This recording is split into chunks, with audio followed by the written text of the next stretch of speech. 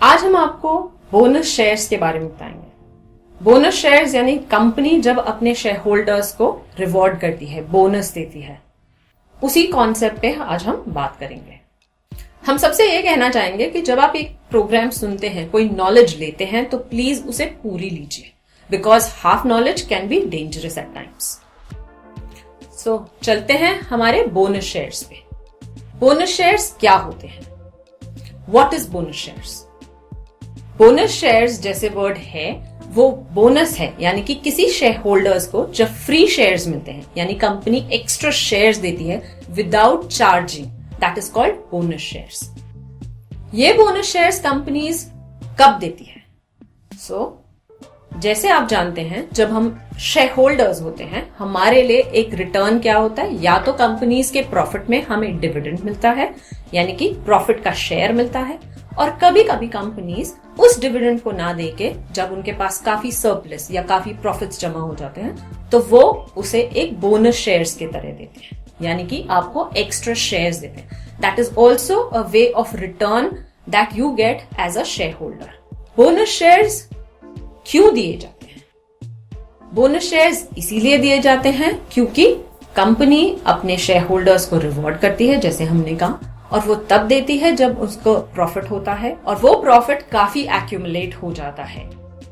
Companies इसे इसलिए भी देती है क्योंकि अगर उस शेयर की काफी वैल्यू हो जाती है, यानी कि शेयर की कॉस्ट काफी बढ़ जाती है, यानी कि अगर वो शेयर 2000 पे या 3000 पे ट्रेड हो रहा होता है, तो उस पे लोगों को एंटर करना या ट्रेड करना थोड़ा डिफिकल्ट हो जाता है। तो बोनस शेयर्स इशू करने से काफी ज्यादा शेयर्स मार्केट में आ जाते हैं, और उस वजह से उन शेयर्स की प्राइस गिर जाती है, यानी कि प्रोपोर्शनेटली कम हो जाती है।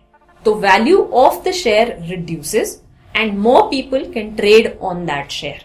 तो अब हम बात करेंगे कौन से शेयर होल्डर्स को ये बोनस शेयर्स मिलते हैं। सो डेफिनेटली आपको एक शेयर होल्डर होना पड़ता है, बट जब भी कंपनी एक बोनस इशू करती है तो वो एक रिकॉर्ड डेट अनाउंस करती है।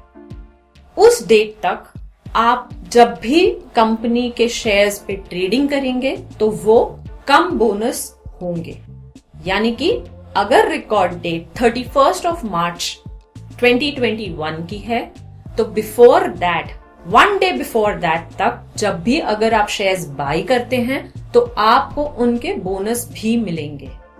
अब आप सोच रहे होंगे कि हमने इतनी सारी बातें तो कर ली, but as a share holder benefit क्या है? Let me tell you the benefits for a share holder.